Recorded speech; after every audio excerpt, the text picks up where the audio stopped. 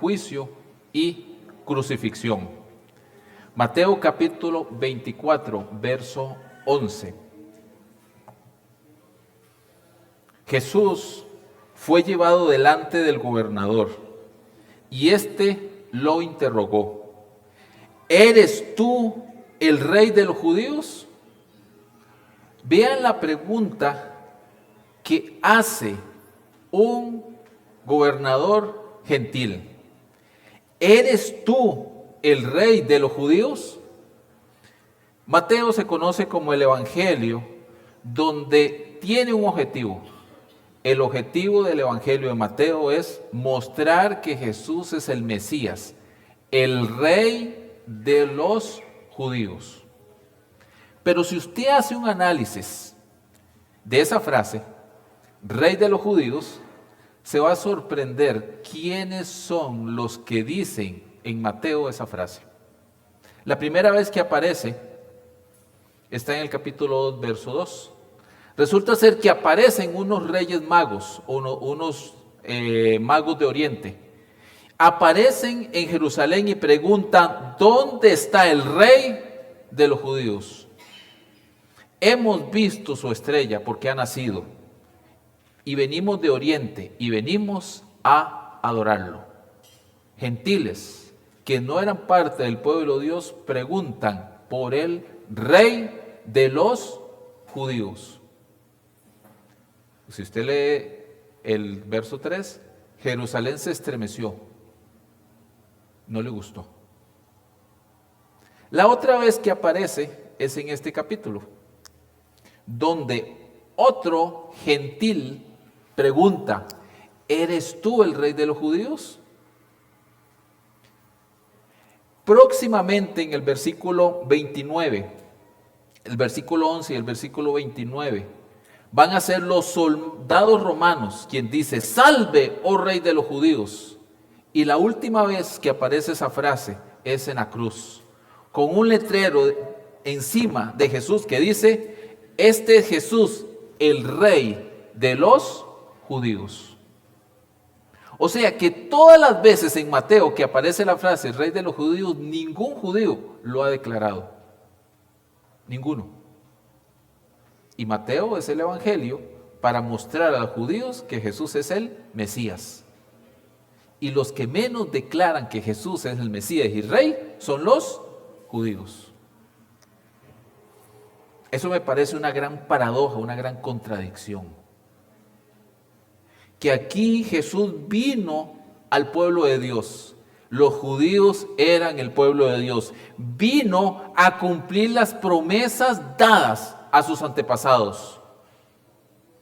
Pero ellos lo rechazaron y no lo reconocieron ni como Mesías ni como rey. Juan lo declara así: a lo suyo vino y los suyos no le recibieron. Nos encontramos ante una de las grandes contradicciones que se ha vuelto el común denominador en la vida de todos aquellos que dicen ser y no lo son. Los judíos tenían las escrituras y rechazaron la palabra hecha carne. Dios depositó en ellos las promesas mesiánicas y rechazaron al Mesías.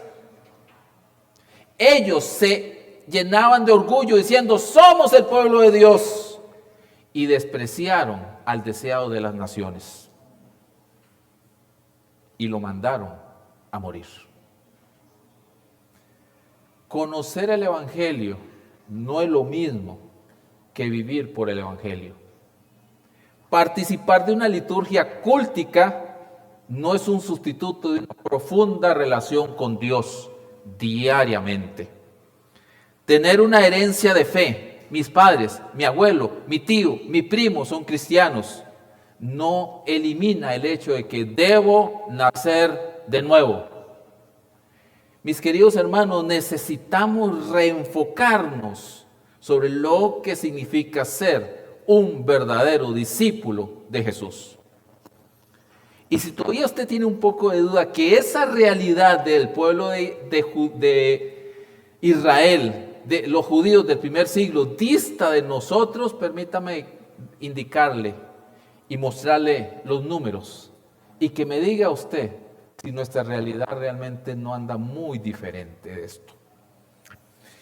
La última encuesta en Costa Rica, que se llama Percepción de la población costarricense sobre los valores y prácticas religiosas 2024, realizado por la Universidad Nacional y otras entidades, o sea, entidades no cristianas, ¿ok? Son entidades no cristianas. La UNA es una universidad pública y hizo este estudio. Según su estudio, el 96% de los encuestados dicen creer en Dios, una deidad o fuerza superior. En otras palabras, nuestra población, en términos generales, cree en la existencia de Dios. Eso diríamos, qué bien, interesante. Otro dato, de los encuestados, el 30.8%, casi un tercio, dice ser evangélico. ¿Ok? Así, evangélico. Como práctica religiosa. O sea, si eso es así, nosotros tenemos una población que el 30% dice ser evangélico. Perfecto. Guarden ese numerito ahí. Un 16%, ese dato me llama la atención, dice que es creyente sin religión. Interesante. O sea, que tiene una práctica o tiene una creencia, pero no tiene una práctica. Interesante. Permítame leerle, ahora sí, de ese 30% que dice ser evangélicos, vean los datos que tienen, que estos datos son los que me interesan. Cuando se les preguntó, ¿con qué frecuencia tiene una práctica litúrgica o una convivencia litúrgica? Ok. Cuando les dijo, ¿van a grupos bíblicos? El 45 dijo que no. El 55 dijo que sí. ¿Ok? O sea, de ese 30%, un poquito más de la mitad va a un estudio bíblico. Ahora, ¿participa en algún ministerio de mujeres, de jóvenes, de niños, de alabanza, de hombres, de consejería? La mitad dijo que no. La otra mitad dijo que sí. Actividad formativa como estudios bíblicos, teología, misión y liderazgo. El 47% dijo que sí, un 53% dijo no. Cuando habla de evangelizar, servir y colaborar en alguna actividad externa de misión, solo el 38% dijo que sí. El 62% dijo no. O sea, que interpreto los datos. Del 30%, la mitad tiene un compromiso, la otra mitad no. Déjenme leer los datos, los números. Es lo que me está diciendo. Vean que los datos andan en 50, muy parejo. Interpreto los datos diciendo la mitad tiene un compromiso, la otra mitad no. Ahora, cuando se le preguntó si va al culto, lo que acabo de decir me lo confirma. Cuando se le preguntó, ¿con cuánta asistencia o frecuencia va al culto? Todas las semanas. ¿Cuál es el número? ¿Ah? Todas las semanas, ¿quiénes van? Porcentaje. La mitad. 48%. Me sigue diciendo que el número es correcto. Los números no mienten, mis queridos hermanos. Me encantan los números. Me encantan. No mienten. La mitad tiene un compromiso. De vez en cuando un 22%. Nunca un 13%. Suave, un 13% de esos que dicen ser cristianos evangélicos no va a ningún lado. Ocasiones especiales, 9. 1 o 2 veces al mes, 8. ¿Qué me dice a mí? ¿Qué me dice esos datos? Lo que me está diciendo, permítame interpretarlo, puede que alguien lo pueda interpretar de otra manera, no soy estadística ni nada, pero esos datos déjeme decirle lo que a mí me dicen por la experiencia, por lo que tengo, por lo que percibo. Tenemos una tradición evangélica, ya. ¿Qué significa una tradición evangélica? Gente que ha asistido al culto porque lo llevaban de niño. Gente que tiene alguna noción evangélica y no de ninguna otra. O que salió del catolicismo en algún momento, estuvo en una iglesia evangélica y por alguna razón salió y se quedó en el limbo. Ahí. Hay muchos que tienen tradición evangélica, por no decir católica, pero no un compromiso real y verdadero con Jesús.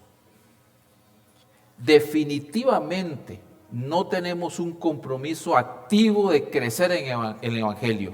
No tenemos un profundo deseo de servicio y demás. Y hasta aquí la estadística, porque todavía sigue diciendo, y si me voy a otros datos, podemos escandalizarnos todavía muchísimo más de lo que refleja una estadística. Muy interesante. Muchos están preocupados porque el catolicismo está bajando y los evangélicos están subiendo. Yo no estoy preocupado por eso, yo estoy preocupado por el compromiso. Y usted también debería estar preocupado por su compromiso o nuestro compromiso. ¿Cómo lograr que la vida de fe no se vuelva una tradición? ¿Saben qué es el problema de la tradición? Endurece los corazones. Ese es el problema. Cuando la tradición se vuelve en una rutina, endurece mi corazón y no se vuelve una oportunidad para avivar mi corazón. ¿Por qué vengo al culto? Porque quiero adorar a Dios con ustedes. ¿Disfrutaron la alabanza? Yo también la disfruté. ¿No disfruta usted venir a adorar a Dios juntos? Alguien me puede decir, pero yo lo puedo hacer en la casa. Tengo mis dudas, mis queridos hermanos. No hay cosa que disfrute más que ver a los hermanos reunidos juntos a orar a Dios. Claro, en la mañana mientras me estaba alistando pusimos música y estaba bien emocionado, pero ahí estamos alistándonos, estamos en casa. Eso está bueno, sí, pero eso no sustituye la adoración comunitaria.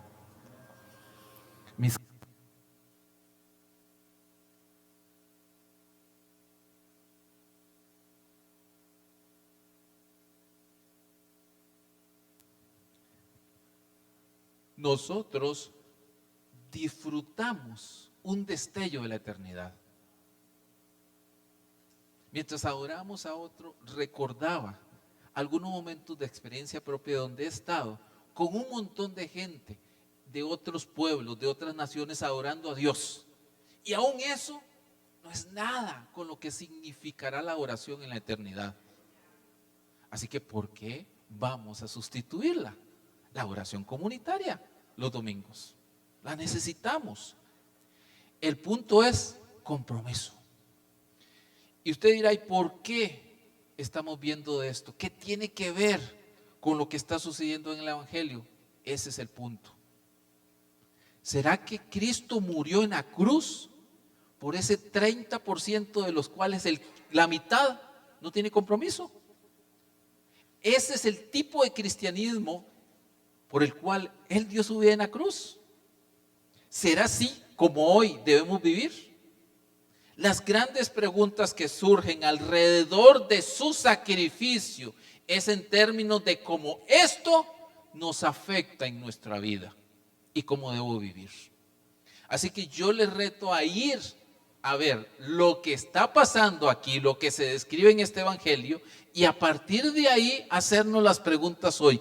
¿Cómo esto afecta mi vida en mi diario caminar? En otras palabras, la pasión de Jesús nos debe exhortar a vivir de otra manera, a vivir a la altura de ese sacrificio, a comprometernos a una vida santa para Él. ¿Qué fue lo que pasó en el juicio y crucifixión? Ahí está ocurriendo un interrogatorio, un juicio y una muerte.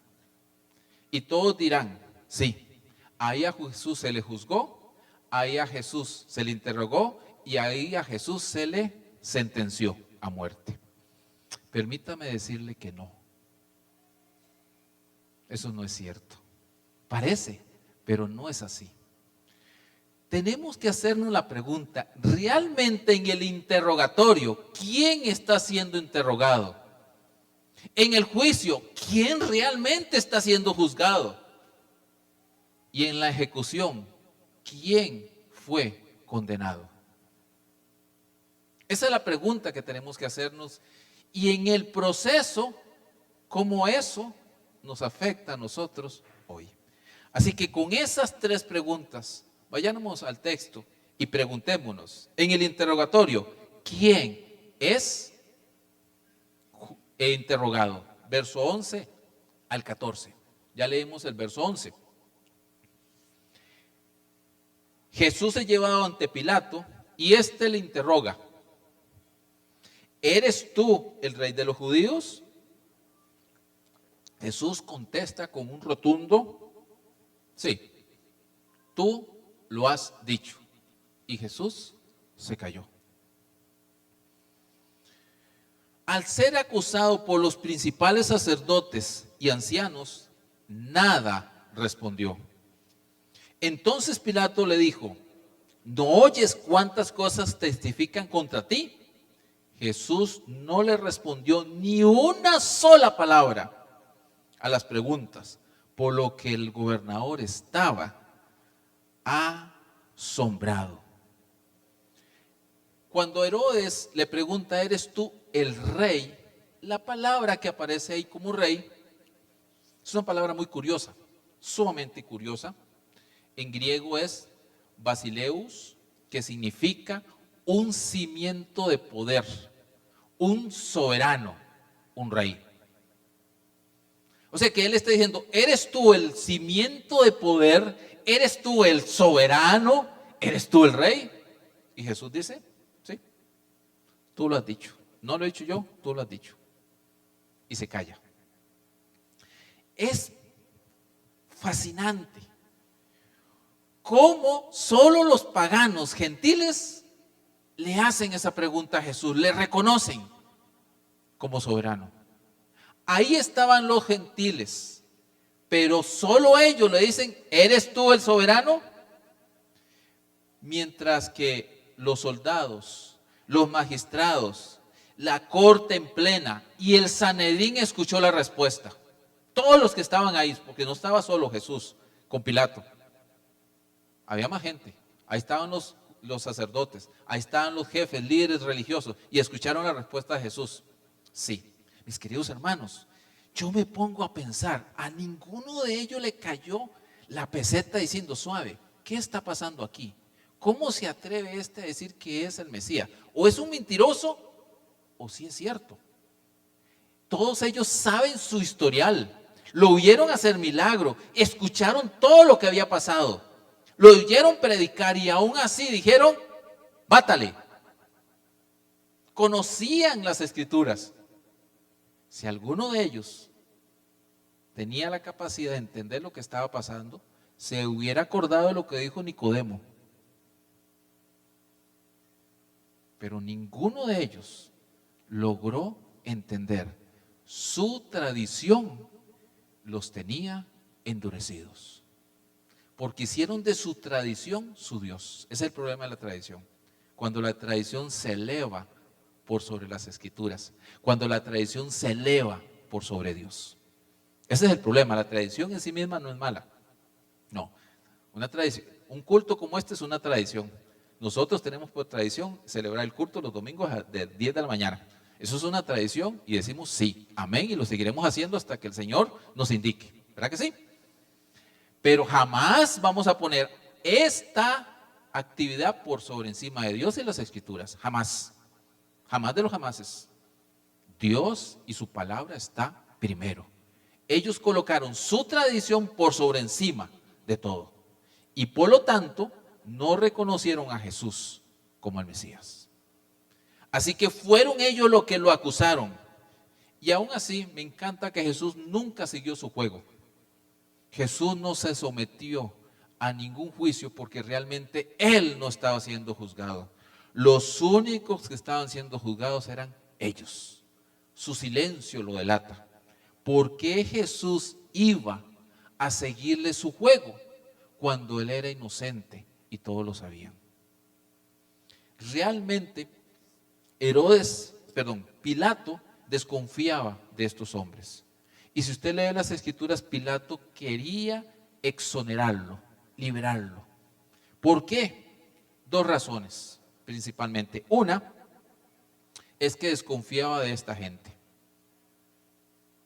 Él desconfiaba. Usted puede leerlo en el versículo 19. En el... déjeme ver, ahí se me perdió.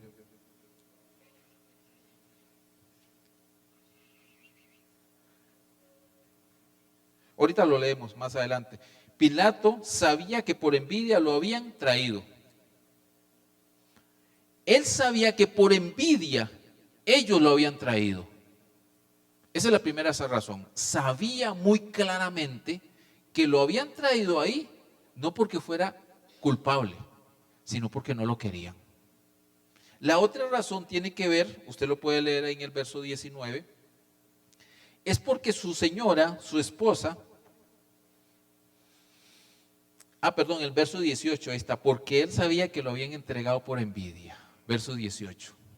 Y en el verso 19, su mujer le manda un recado. Le dice, varones, háganle caso a sus esposas, son sabias. Dice, este es el recado, no tenga nada que ver con este justo, porque he sufrido mucho en sueños por causa de él. Otra mujer, no se sabe exactamente, muy probablemente era también romana, o sea, una gentil, le dice, no tenga nada que ver con él. He padecido sueños. Esto que está pasando me ha afectado. Algo no está bien ahí. Estas dos razones posiblemente sean las que llevaron a Pilato a tratar de liberar a Jesús. Pero volviendo a la interrogatorio, pregunta, ¿quién está siendo interrogado aquí? ¿Quién está delatando, mostrando lo que hay en su interior? ¿Jesús? No. Por un lado, notamos lo que hay en Pilato y en los principales líderes religiosos. Ellos son los que están siendo interrogados. El silencio de Jesús es ensordecedor. ¿Por qué?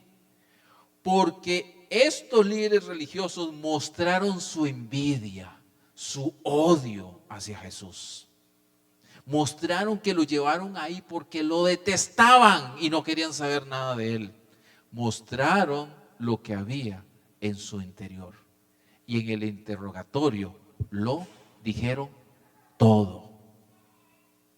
Por otro lado, está Pilato, un gobernador romano, que sabía de la inocencia de Jesús, que buscó formas para liberarlo. Todo eso delata que en medio de esta realidad se veía mejor Pilato que los líderes religiosos que conocían las Escrituras. Mis queridos hermanos, definitivo, Jesús tenía mucha razón cuando dijo, de la abundancia del corazón, abra la boca. Jesús no habló absolutamente nada más que tú lo has dicho.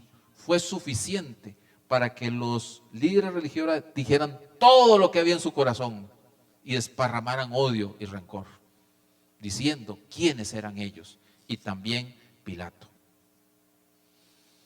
Piense por un momento, ¿qué hubiera hecho usted si hubiera sido Pilato?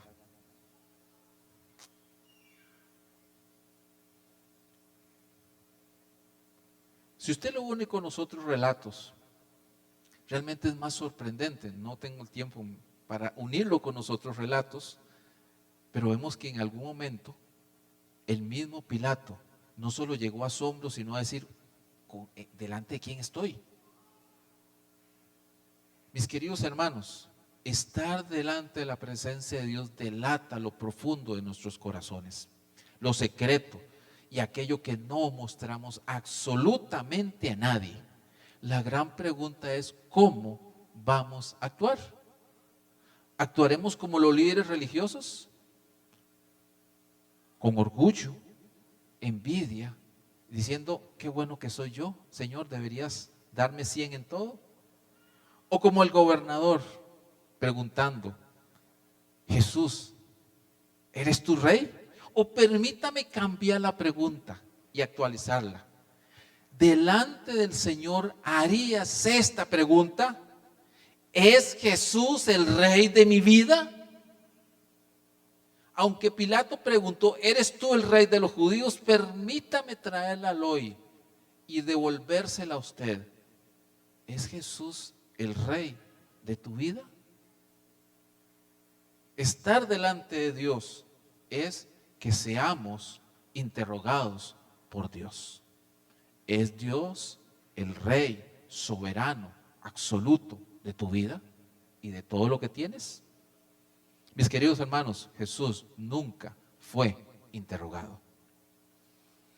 Pasemos al versículo 15 y llegamos a la pregunta. Si Jesús no fue interrogado, creo que tampoco fue juzgado.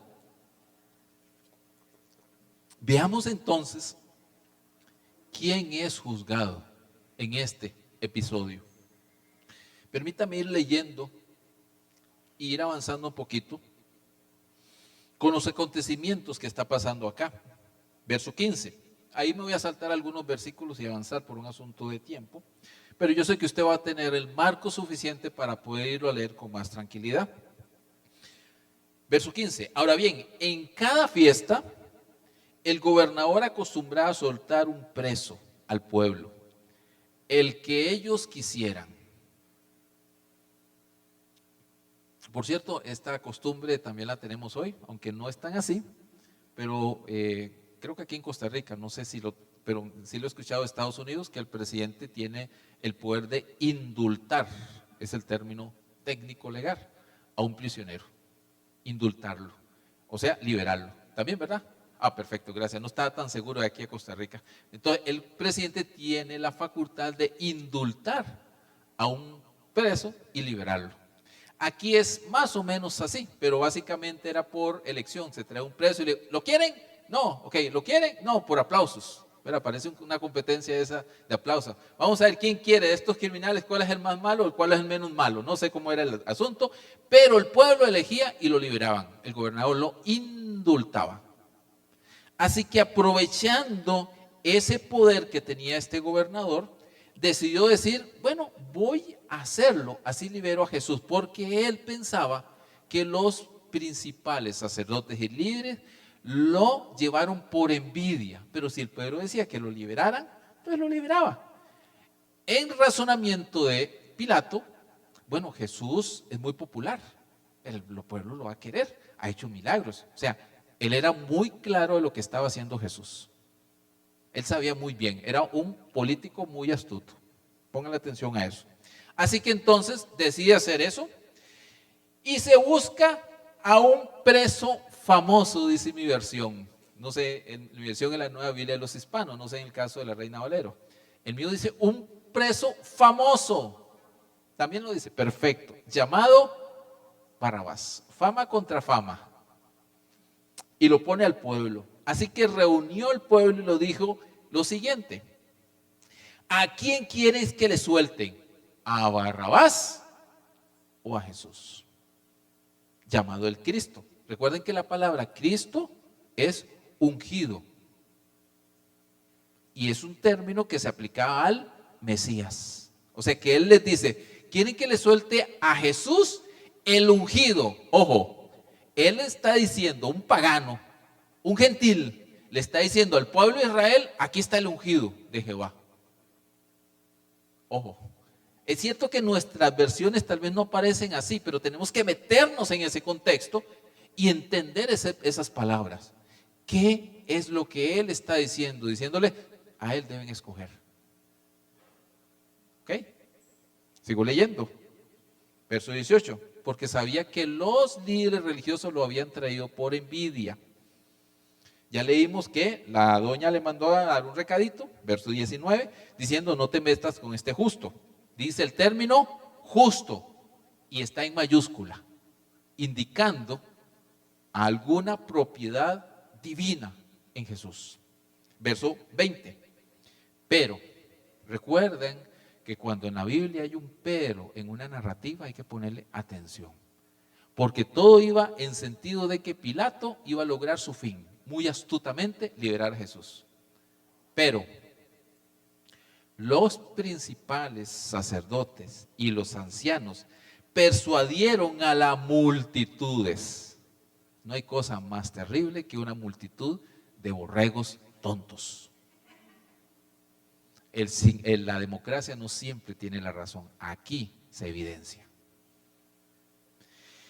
Que pidieran a Barrabás y dieran muerte a Jesús. Estos líderes convencieron a la multitud que escogieran a uno y mandaran a matar al otro. Sigo leyendo. El gobernador preguntó de nuevo, o sea que por si acaso, ¿a cuál de los dos quieres? Ellos dijeron, a Barrabás. ¿Y qué haré con Jesús? Que se llama el ungido. 2 veces lo repitió. O sea, casi está diciendo, ¿están seguros? Él es su ungido, el que viene a cumplir las profecías. ¿Están seguros? Y ellos dijeron, crucifícale. Dijeron todos, esa multitud. Pilato preguntó, ¿por qué? ¿Qué mal ha hecho? O sea, es inocente. ¿Cómo voy a mandar a un inocente a la cruz? Sigue insistiendo, un gentil, mis queridos hermanos. Pero ellos gritaron aún más, crucifícale.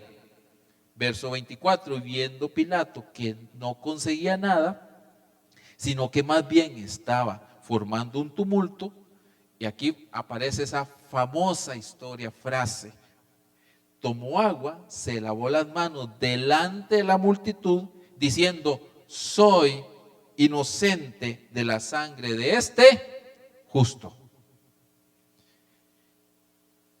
Allá ustedes. Todo el pueblo contestó, mis queridos hermanos, pónganle atención a esto, porque esto es la peor maldición que yo encuentro de las que hay en las escrituras. Esta es una de las más horrendas. Caiga su sangre sobre nosotros y sobre nuestros hijos. Entonces soltaron a Barrabás, azotaron a Jesús, lo azotaron y lo entregaron para crucificarle. ¿Quién estaba siendo juzgado? Ante la pregunta a la multitud, ellos respondieron, persuadidos por los líderes, que escogieran a Barrabás y crucificaran a Jesús. Mis queridos hermanos, uno escoge lo que ama. Barrabás era un criminal, era un asesino, era lo peor. Su fama era en sentido negativo. Uno escoge lo que ama.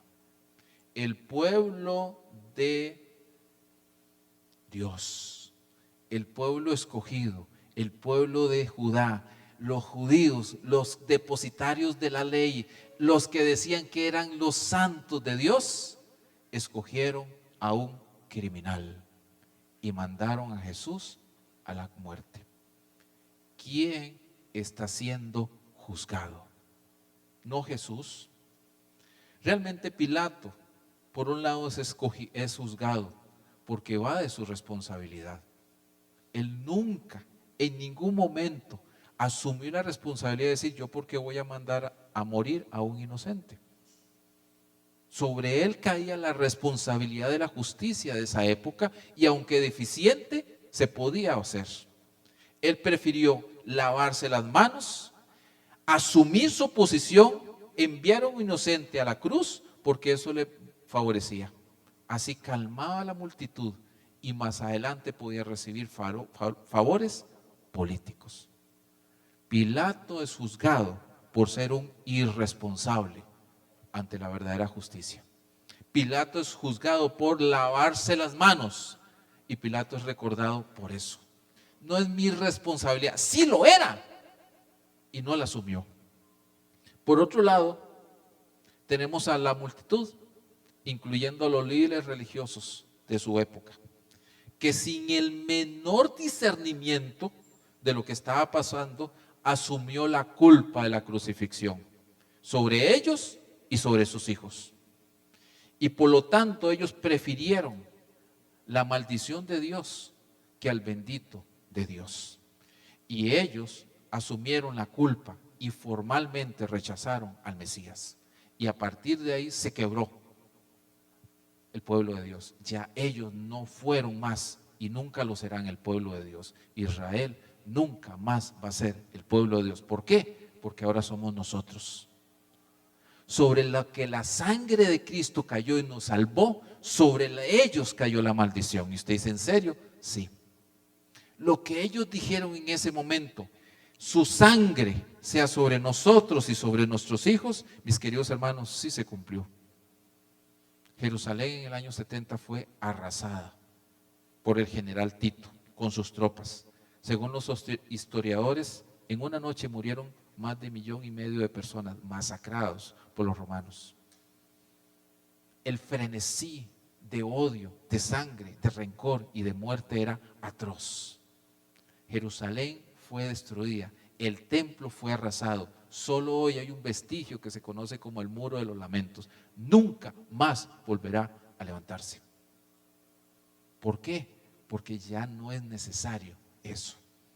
Ellos fueron juzgados. Realmente ellos fueron juzgados por Jesús. Y Jesús nunca dijo nada. Verso 32. Pasemos a la condena. Para avanzar un poco más sobre estos acontecimientos y hacer un resumen.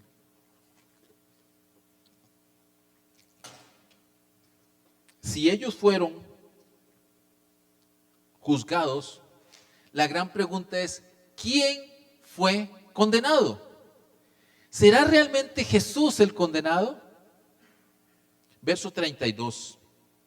Cuando llegaron a un lugar llamado Gólgota, que significa lugar de la calavera, le dieron a beber vino mezclado con hiel, pero después de probarlo no quiso. Y habiendo crucificado a Jesús, se repartieron sus vestidos, echando suerte y sentados lo custodiaban allí. Pusieron sobre su cabeza la acusación contra él. Esta es la acusación. Por esto se le mandó a la cruz. Este es Jesús, el rey de los judíos. ¿Quién escribió esto? Los romanos. Ellos reconocieron que Jesús era el rey de los judíos. Y sigo leyendo para ustedes. Entonces crucificaron a él con 2 ladrones, uno a la derecha y otro a la izquierda.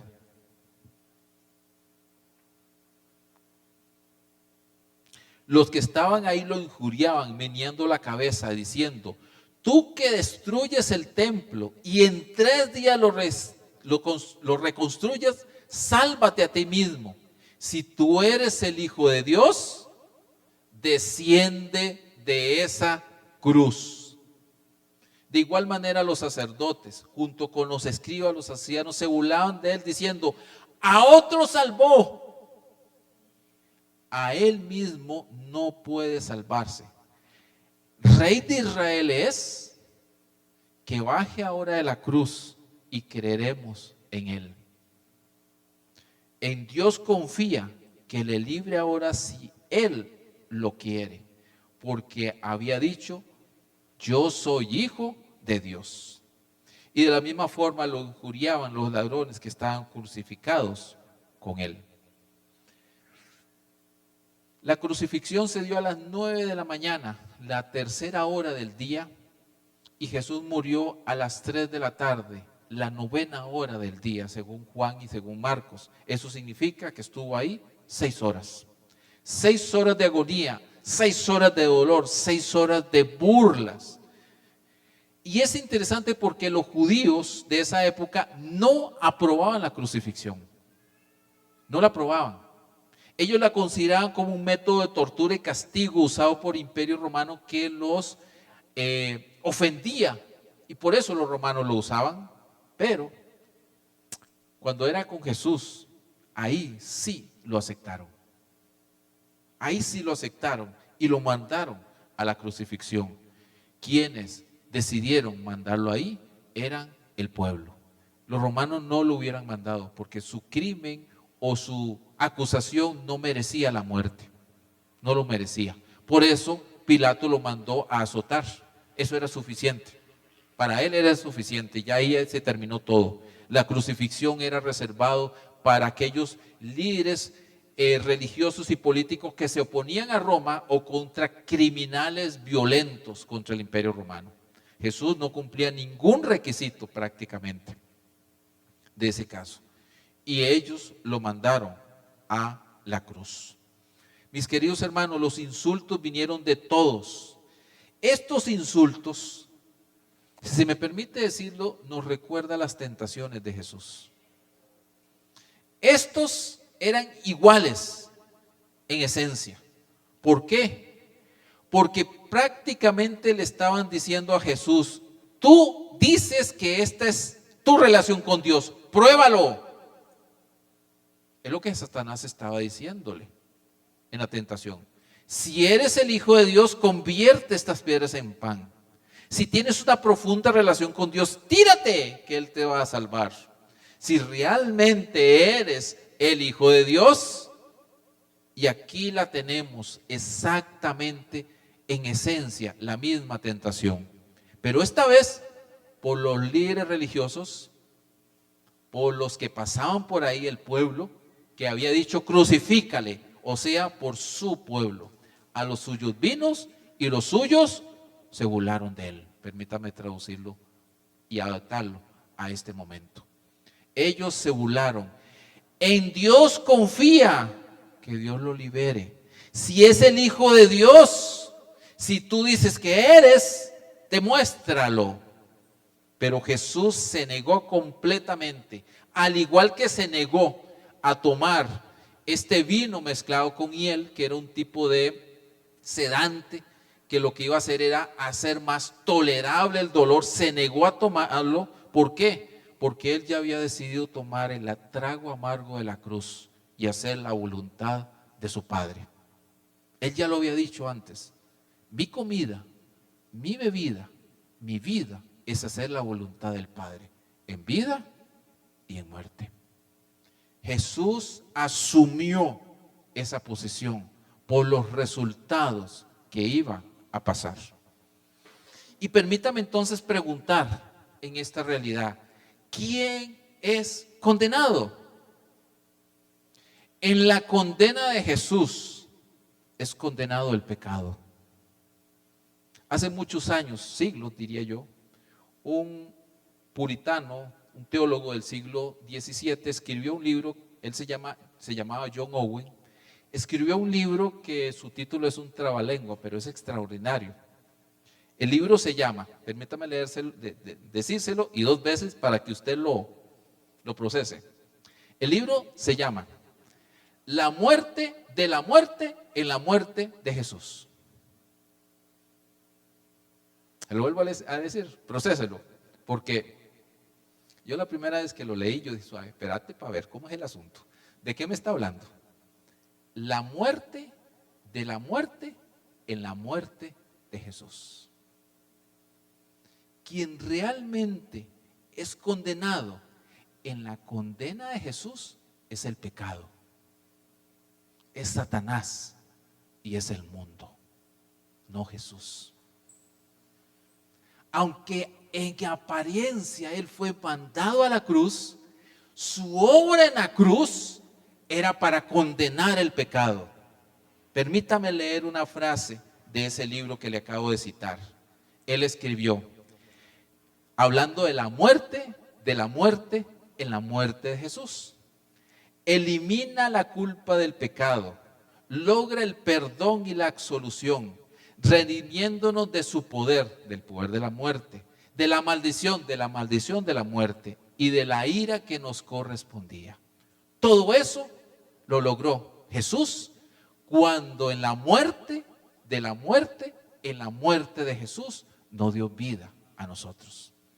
Realmente en la condena y en la muerte, en la cruz, significó liberación y vida eterna, para ahora sí decir quiénes son verdaderamente el pueblo de Dios.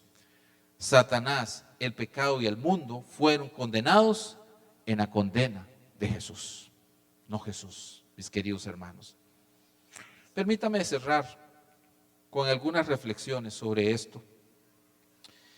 ¿Y qué significa la pasión, muerte de Jesús?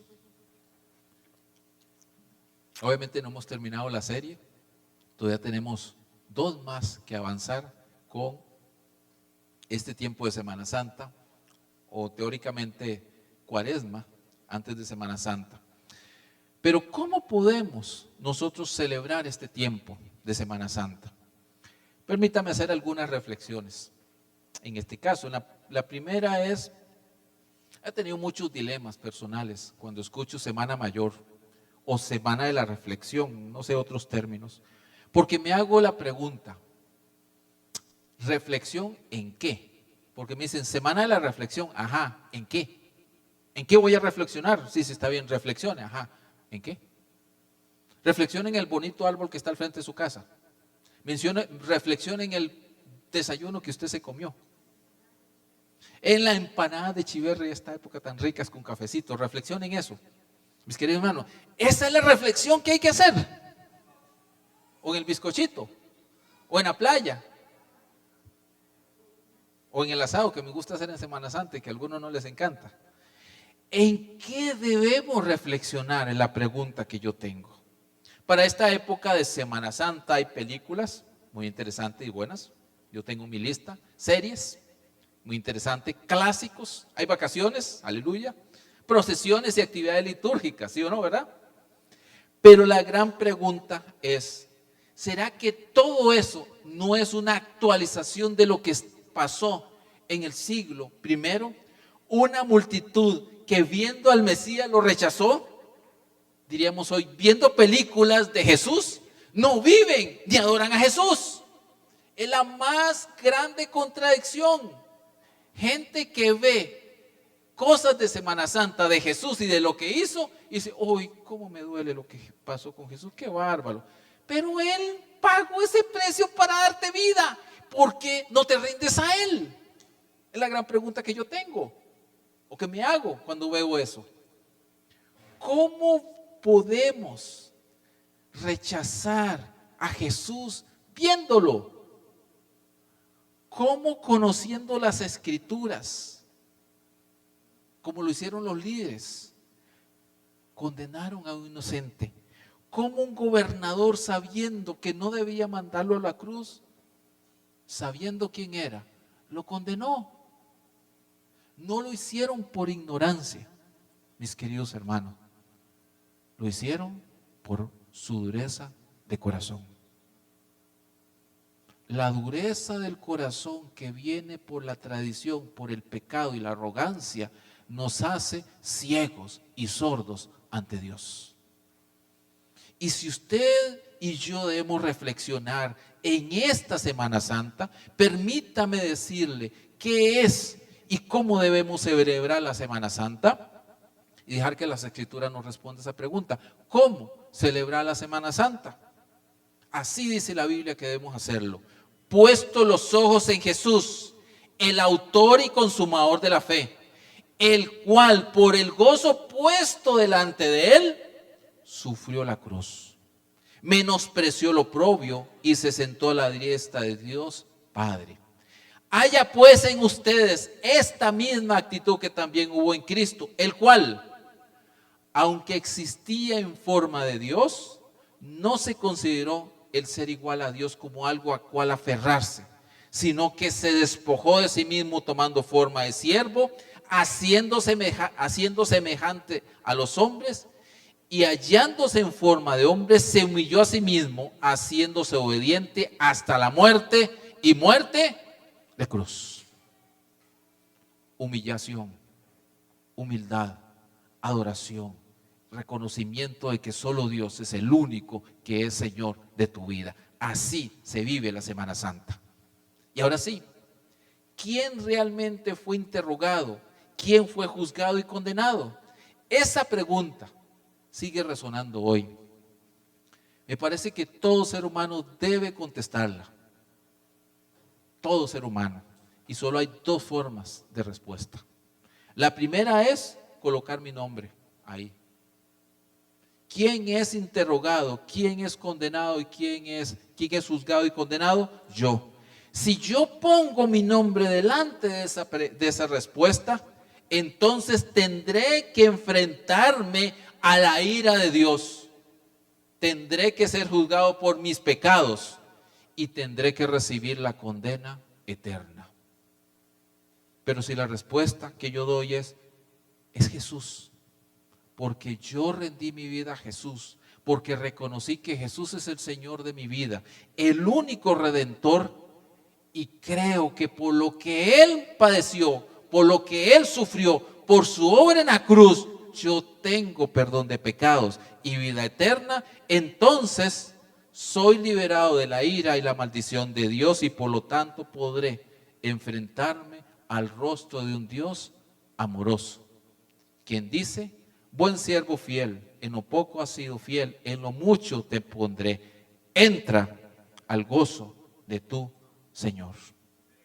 ¿Cómo tú contestas esa pregunta? Demostrará tu relación con Jesús. Semana Santa sí es un tiempo para reflexionar, pero en lo que Él hizo por nosotros. Semana Santa es un tiempo para vivir la fe, no solo en una semana, sino como ahora se mencionó, todos los días. Para nosotros no celebramos un día, no celebramos una semana, lo celebramos siempre. ¿Por qué? Porque somos el vivo reflejo y el ejemplo de que Jesús murió por nosotros. Por lo tanto, yo vivo a la altura de esa resurrección. Y eso me aparta de la realidad de decir, Semana Santa es un pretexto para simplemente decir, eso que Él hizo, lo hizo por mí. Eso que Él murió, lo hizo por mí. Y puedes disfrutar de la vida que tengo si hace lo mismo que hacen todos, rendirse al señorío de Jesús y vivir para su gloria y para su honra. Amén. Celebre Semana Santa, pero celébrelo así. Amén. Incline su rostro. Y mientras oras,